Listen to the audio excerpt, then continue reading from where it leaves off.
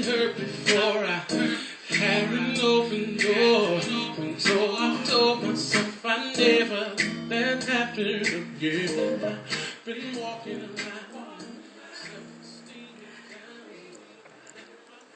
Hello Facebook family and internet world. My name is Raquel and I want to welcome you to my video blog, Pages of Life. We've been talking about some interesting topics lately. We just finished talking about President Obama's stance on gay marriage. And I want to encourage you guys to continue to give me your comments. Watch the video blog and go ahead and post right underneath the video blog. There's a little comment section. Go ahead and leave me your comments and I will respond. Today we're going to be talking about childhood obesity. This is an epidemic that is sweeping our nation. Why is that? Some people say because of the new technology. We have the computers, Game Boys, these television games. Our children are not as active as they used to be. Well, also because of, the school lunches, they say that most of the school lunches are not healthy like they used to be. Well, I want to bring out to you today talking about childhood obesity because I want to put that on your mind. As parents, it is our responsibility that we look out for our kids. We need to make sure we know what they're eating in our homes and what they're eating at school.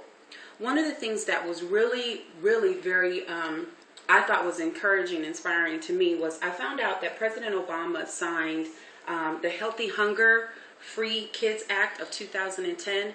And basically what that was it was an act asking telling the schools that they need to change their lunches, that their lunches need to be more healthy for our children. Now, when President Clinton was in office, he went to the soda makers and asked them, or the soda companies, he asked them to not put sodas in the schools. Well, they said, okay, they wouldn't do it anymore. They stopped. So instead, they put in juices because these are the same companies that make the juice and the soda. They're the same companies. Well, here's the thing. We found that juice have just as much sugar as soda has in it. So basically, we weren't really changing much of anything. Another thing that I wanted to bring out was that we do have some agencies that are working on our children's behalf. They are lobbying and trying to pass initiatives to get the food manufacturers to create or to develop or cook or make better and healthier products for our children to consume. One of the things that the food manufacturers and the advertising companies are doing is they're targeting our children. They are making these commercials that are more appealing to our children, and they're targeting our children for unhealthy foods. So the commercials that we see, they're going to get our children's eyes, but guess what? This is unhealthy food that our children is eating. But at the end of the day, people, we as parents, it's our responsibility what we buy and what we put in our household, what we allow our children to eat. So it's really up to us. Another thing that I found interesting that I did not know about, but in my research I found that when President Obama passed that, or he signed that into law about the healthy foods, Congress basically just went right back and told the schools that it was okay for them to put on the trays every day French fries. They also said that the tomato paste that goes on pizza is a vegetable. So basically they just undid what President Obama tried to do. Now, if we're fighting against ourselves, how are we ever going to make a change? We're not. But guess what?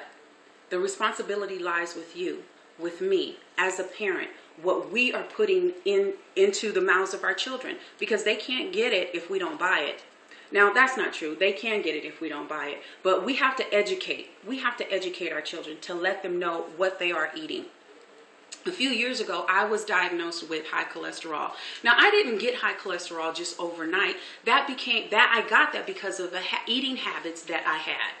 Okay, and so if we educate our children about the things that they're eating now, for when they grow up, they don't have high blood pressure or diabetes, because type 2 diabetes seems to be sweeping the nation with our young people.